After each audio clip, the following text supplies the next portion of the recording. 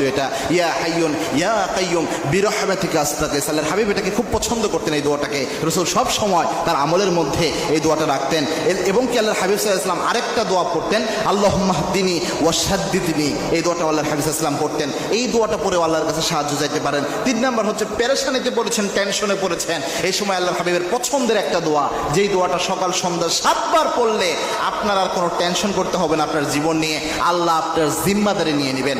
এবং কি আল্লাহর হাবিব সাল্লাল্লাহু আলাইহি ওয়াসাল্লাম জানিয়েছেন, কোনো ব্যক্তি যদি 7 বার সকালে 7 বার সন্ধ্যায় পড়তে পারে, হাসবি আল্লাহু লা ইলাহা ইল্লা হুয়া আলাইহি তাওয়াক্কালতু ওয়া হুয়া রাব্বুল আরশিল আযীম, এই দোয়াটা পড়লে আল্লাহর হাবিব সাল্লাল্লাহু আলাইহি ওয়াসাল্লাম জানিয়েছেন ওই ব্যক্তির কোনো পেরেশানি নাই, টেনশন নাই।